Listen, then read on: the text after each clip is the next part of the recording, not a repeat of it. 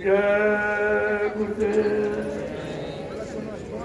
जय गुरुदेव, जय गुरुदेव नाम किसका, जय गुरुदेव नाम किसका, जय गुरुदेव नाम किसका।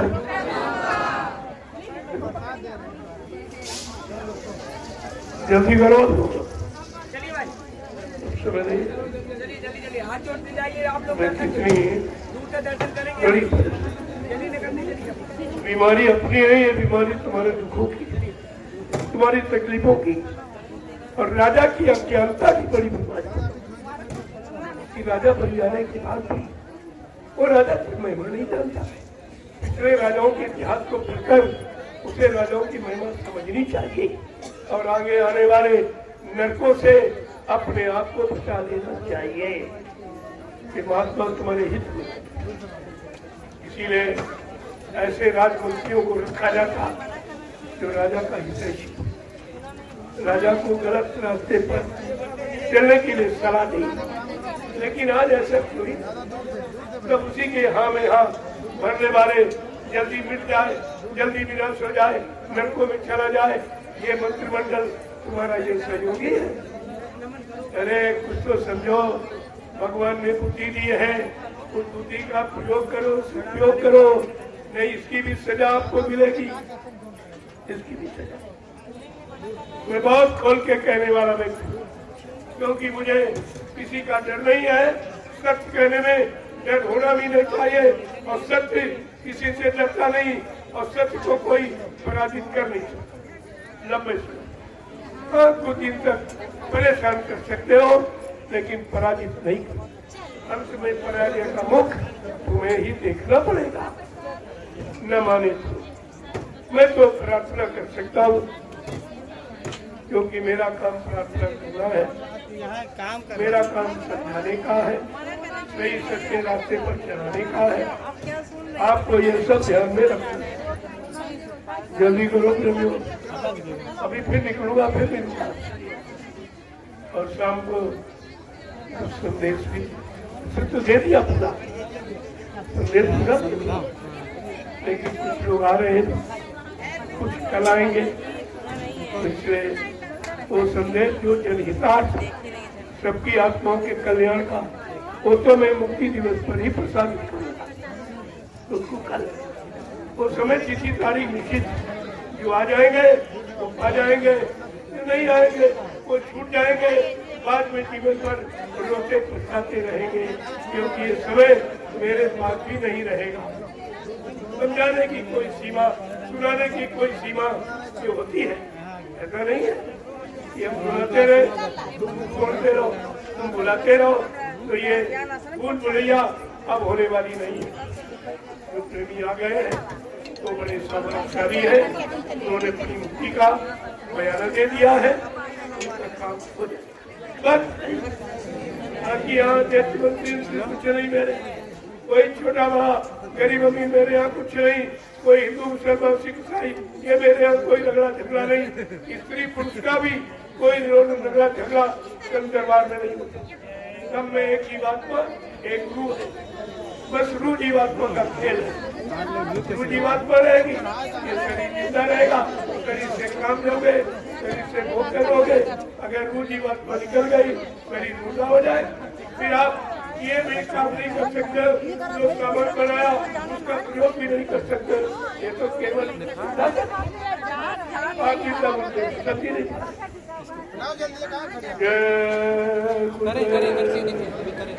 देखो प्रेम की बात है, ये नहीं नारा उन्हें मालूम नहीं, फिर समझा ये विषय काल के जीवों का, दयाल का जीवों का प्रणाम, जीवात्मा को जीवात्मा से प्रणाम। शरीर का प्रणाम नहीं, शरीर में तो छुआछूत बताते कि छोटी जाती है, जन जाती है, लेकिन ये यहाँ केवल एक मानव धर्म, केवल एक मानव धर्म, मानव जाति, मानव कर्म, इसके सिवा यहाँ दूसरा एक ही विधान है।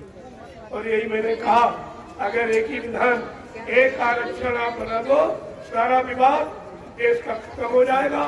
एक आरक्षण की जो योग्यता जिसमें है, योग्य है उसके अनुसार काम दे दीजिए। ये सबसे बड़ा आरक्षण, लेकिन इनको तो आपस में लड़ाना है, चंदा नोट को देना है। तो ये महात्माओं की अच्छी शिक्षा, अच्छे नीति सिद्धांत को कभी नहीं, रावण नहीं मान पाया, ये जब कुंभकर्ण नहीं मान पाया, इनको बड़ा धनवान बलवान बुद्धिमान कृष्ण नहीं मान पाया, जरासंध नहीं मान पाया, कंस महाराजा नहीं मान पाया। ये तो कुछ भी नहीं है, ये काम आ रहे, क्योंकि ये मत बड़ा खतरनाक, राजमत, कुर्सी का मत, सम्मान का मत, ये बहुत खतरनाक होता। इस मत से कोई बिगड़ा ही बच पाता है। जा पर गया वही ससुर की, वही हुए निहाल, और बाकी दूसरे काल की जा। चलो जल्दी करो, देखो आप लोग दिन भर खाली रहे। वैसे मैंने व्यवस्था बदल दी, जहाँ जाओ अपनी व्यवस्था। पहले लोग अपनी बेटी के यहाँ जाते, मुझे नहीं पानी नहीं पीते उसका। मर्यादा देखिए मेरे साथ, अपना शत्रु अपना कोई यानी इस तरह का तैयार हो जाए, एक दो दिन रुके, आज आप किसका खा पता ही नहीं, घोष ही नहीं, मिलके कुत्तों की तरह एकदम देखा मुझे टूट खुदे पर किनारे देखे कुत्तों की तरह चेहरे पर, इस चिड़िया पर, इस पर, उस पर कुछ नहीं पूछते। ये कैसा व्यक्ति है, चोरी करके लाया, ये व्यभिचार करके लाया, ये झूठ बोल के लाया, ये शराब पी के बनाया, ये मुर्दा खा के बनाया, कुछ एकदम कुत्तों की तरह। यही भोजन आज तुमको बर्बाद किया, तरह तरह की बीमारियां महामारी इसी भोजन से। और हमारे में क्यों आई? तुम ऐसे भोजन करके तो आए हो, ऐसे कर्म करके आए हो, झूठे हो, उन कर्मों का असर प्रभाव जरूर। इसलिए मैंने इस सच्ची छुआछूत को बंद करने की राजा से अपील की है, और प्रजा से और धार्मिक लोगों से भी मैंने अपील की कि आप हिंदुस्तान की धर्मभूमि पर रह रहे हो, आप शाकाहार का प्रचार करा दीजिए, 80% बीमारियां चली जाएगी। कोई दवा, कोई डॉक्टर वैद्य की जरूरत नहीं पड़ेगी। क्यों? जैसा करो आहार वैसे बने विचार, विचारों का जन्म आहार भोजन से। लेकिन राजा ने भी नहीं, धर्म का ढिंढोरा पीटता है। श्री राम मर्यादा पुरुषोत्तम की बात करता है, लेकिन धर्म की एक की बात। उन्होंने धर्म के लिए, सच्चाई के लिए कितने लोगों का कत्ल कर दिया था। तब धर्म की स्थापना आई, जिनको मर्यादा पुरुषोत्तम भगवान राम के। तो तुम बगैर मारे जीवों को मारे डाले। इतनी महंगाई की कमर टूट गई, इतनी बेरोजगारी की बच्चे सड़कों पर घूम रहे हैं, चोरी करते हैं, राजनीति करते हैं, व्यभिचार करते हैं। ये सब तुमने व्यवस्था बनाई है, लिहाजा इसका दोषी राजा है। राजा की जिम्मेदारी अपने राज्य की प्रजा को खुशहाल करना, सुख शांति धर्म में रखना, मानवता इंसानियत का पाठ पढ़ाना, मानवता इंसानियत को कायम करने के लिए, न्याय सुरक्षा कायम करने के लिए ऐसी व्यवस्था का सूत्रपात करना, ऐसे कर्मचारी अधिकारियों को तैनात करना जिसके अंदर समाज सेवा, देश सेवा, मानव इंसान की सेवा हो, ऐसे को तैनात करना। ये राजा का चुनाव होना चाहिए। अरे तुमको प्रजा ने चुना, तुम राजा होकर प्रजा के हित का कोई काम नहीं कर पाया, कोई भी काम। तो चुनाव का मतलब क्या? केवल चुनाव चुनाव चुनाव, सारा देश चुन लिया, कुछ नहीं। और जिसने तुमको चुना, तुमने जिसको चुना है, उसने जनता के हित का आज तक कोई काम नहीं किया। फिर चुनाव का मतलब क्या? एक चुनाव का खर्चा जानते हो कितना?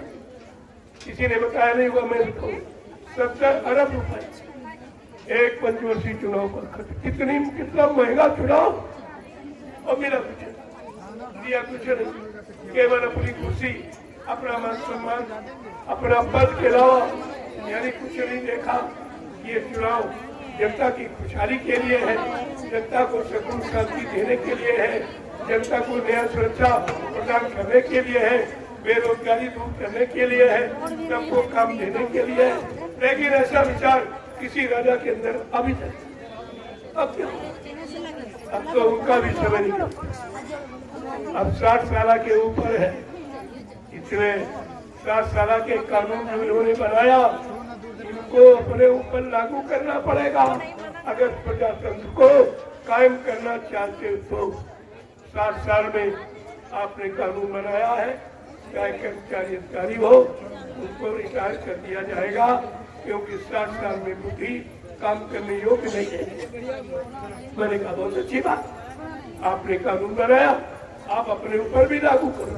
प्रजातंत्र का मतलब यही, चाहे राजा चाहे प्रजा चाहे कर्मचारी अधिकारी कोई व्यापारी, ये सब पर नियम लागू कर दिए कि 60 साल में उसकी बुद्धि विकासशील कार्य नहीं कर सकती।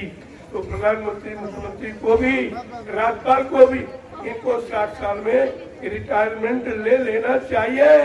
अगर प्रजातंत्र को कायम करना चाहते हो तो आगे का इतिहास माफ नहीं करेगा। रावण को नहीं माफ किया, कंस को नहीं माफ किया, जरासंध को नहीं माफ किया, हिरण्यकश्यप को नहीं किया, तुमको भी माफ नहीं करेगा। ये कलयुग का इतिहास आपको माफ नहीं। मैं इशारा पहले ही किया गया ताकि आप ये न कह सको कि आप सब कुछ जानते थे तो आपने बताया तो नहीं। जय गुरुदेव।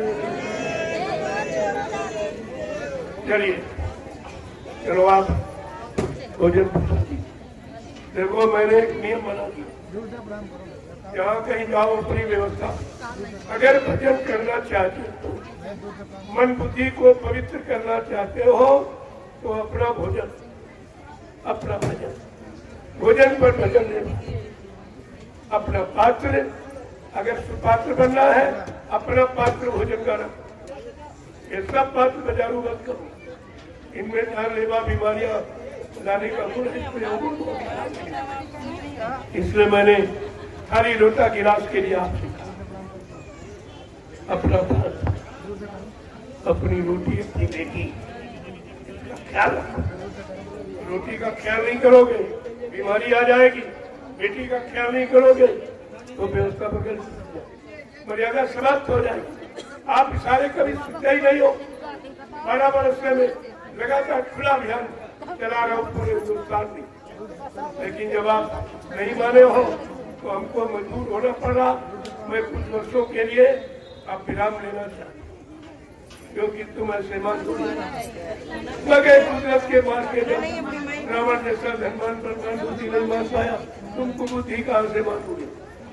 अब तुम्हारे पास वही हो कि बगैर मार के तुम नहीं समझोगे।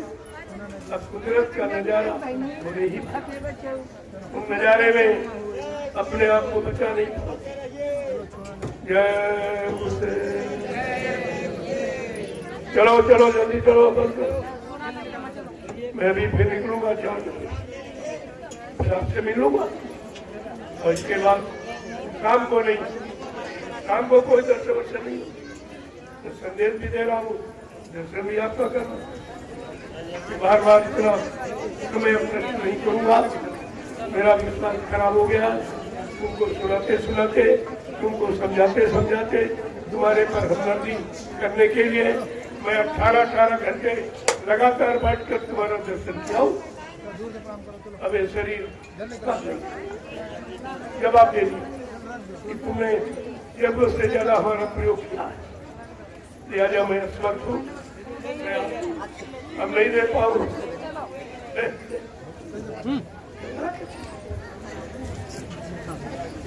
बड़े प्रेम प्यार मोहब्बत ये नया जन हितकारी विधान है, सबको बताओ। तुम नाराजगी हो रही तो दूसरों को क्या दो, नाराजगी खत्म करो। समझाने में क्रोध नहीं, आवेश नहीं, आक्रोश, बड़ी शालीनता सौम्यता के साथ ये काल के विधान को बताकर दयाल का विधान समझाओ, क्योंकि आप दयाल के जीव हो। दयाल से जाना चाहते हो तो काल की व्यवस्था छोड़नी पड़ेगी, नहीं तो आप निकल रहे, आप जा ही नहीं। सोचिए आप। जय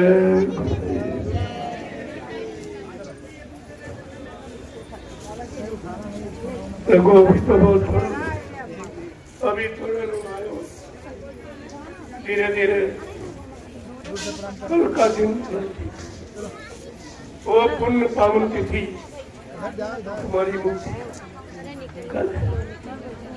कल से आपकी गिनती मानी जाएगी। आप तुम्हारे अंदर मुक्ति की क्या इच्छा है?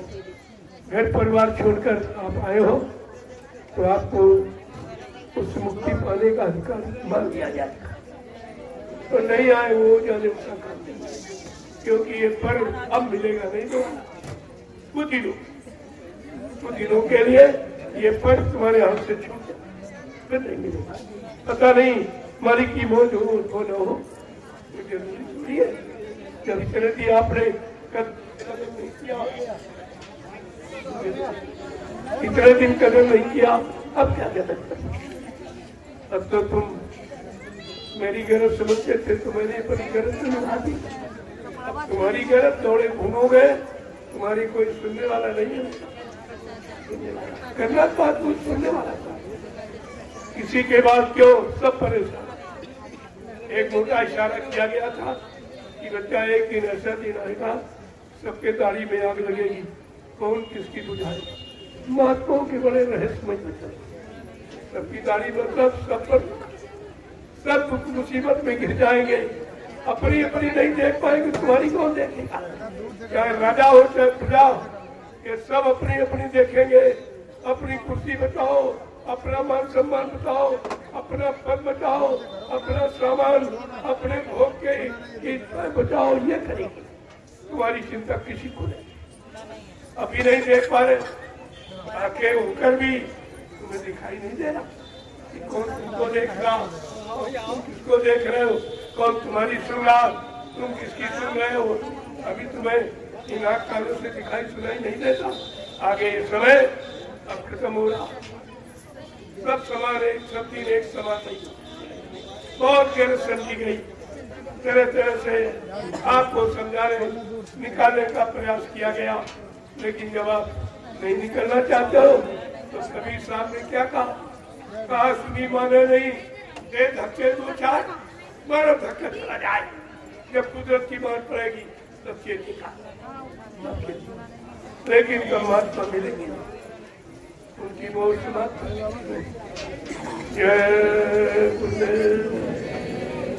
आप लोग आए हो तो आप कुछ सेवा करके रोटी खा लो, अपना बना सको तो अच्छा, भंडारों में खाओ तो सेवा, ताकि किसी के अन्न का कर्जा न चढ़े।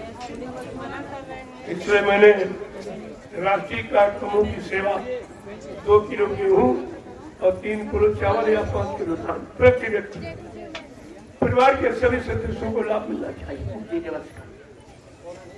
प्रेमी तो ऐसे ऐसे हैं जिन जानवरों की कमाई खाते, दूध पीते, उनकी भी सेवा देती है।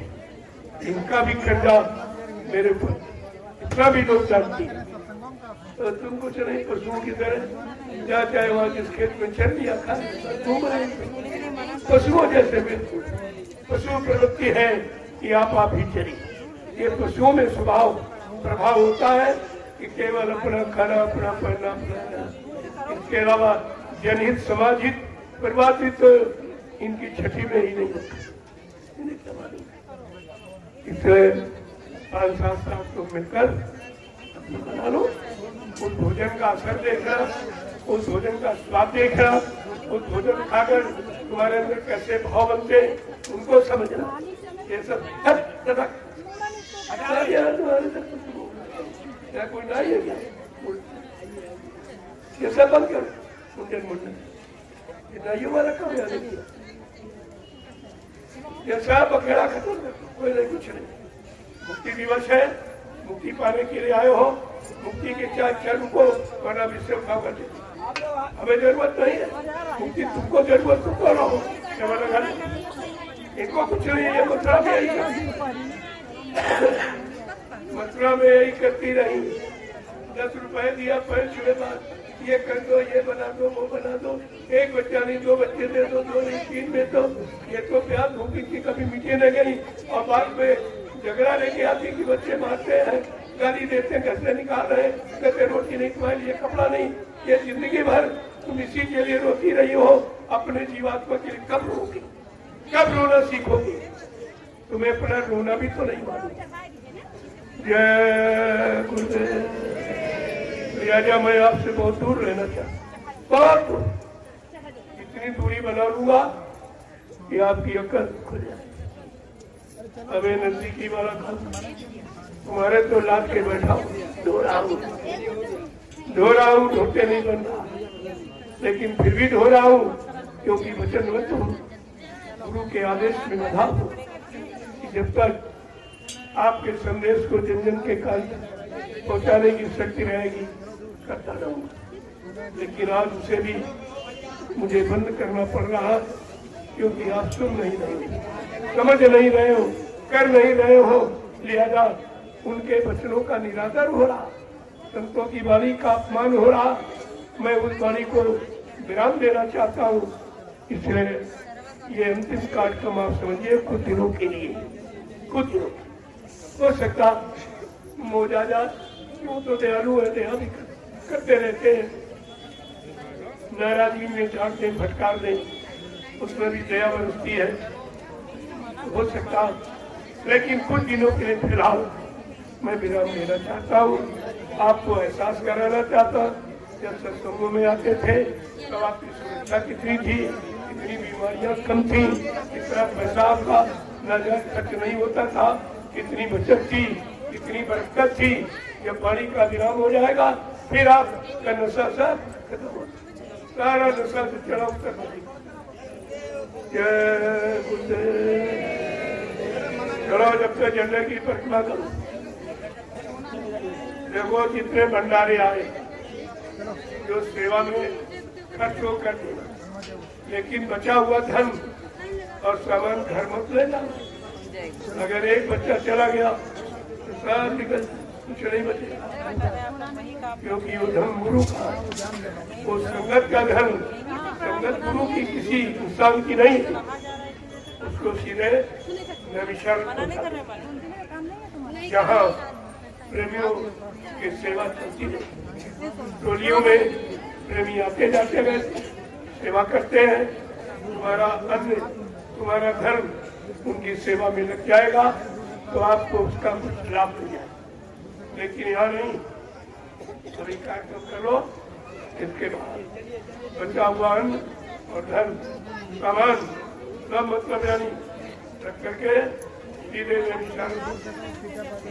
अगर ऐसे नहीं पहुँचा सको तो उसके पैसे बनाकर, क्योंकि सब सामान तो आते थे, तेल देते नहीं हो, मिर्च मसाला देते नहीं, लकड़ी आप देते नहीं हो, और मतलब यानी दाने आप देते नहीं हो, ये सब उसी सेवा से आपकी खरीदी की जाएगी।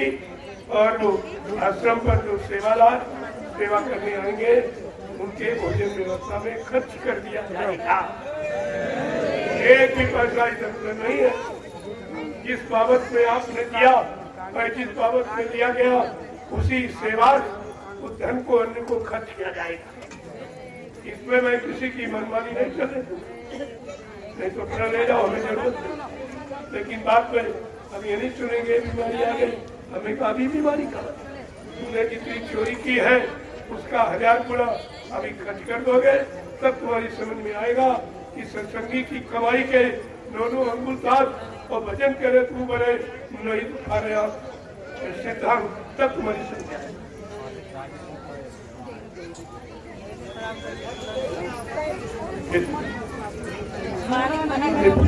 जो बताया जाए उसे, तुम्हारे छूने में कुछ नहीं, इतने दिन छूटे ने कुछ मिला। अब जरा दूर लेकर तुम दे, जिसके पास जो होता वही तो देगा। आपके पास कोई अच्छा ही नहीं, अच्छे कर तो आपने किए नहीं, अच्छा कर सारी गंदगी लाते हुए और वो भी अगर गंदगी लेकर भी तुम्हारा काम किया जाए फिर भी मानते नहीं, समझते नहीं हो, इसलिए मैं सारी व्यवस्था बदल सब बदलेगा। जब तक तुम नहीं बदलोगे समाज नहीं बदलेगा, समाज नहीं बदलेगा देश नहीं बदलेगा, देश नहीं बदलेगा, विश्व नहीं बदलेगा। ये परिवर्तन का तरीका है। जय गुरुदेव। इनको सुनाई नहीं, इनके कान में नहीं, ये अगर सत्संग करना है तो बहुत कोई झगड़ा नहीं, कोई दुर्घटना नहीं, कोई विचार नहीं, कुछ नहीं। अगर ये इनके पास कोई काम नहीं, कोई काम नहीं। बैठेंगे निंदा आलोचना बुराई चुगली के अलावा कोई काम नहीं, कोई सत्संग नहीं, कोई सेवा नहीं, कोई भजन नहीं, कुछ बस ये दे दो, ये दे दो, ये अरे ये दे दो क्या बगैर पैसे देश में मिलेगा, समाज में मिलेगा आपको? यहाँ तो पैसा दिया भी नहीं जाता, आपको दिया जाता, फिर भी तुम समाज के रख नहीं पाते। इसलिए मैं इस व्यवस्था को बदलना चाहता हूँ। जय गुरुदेव।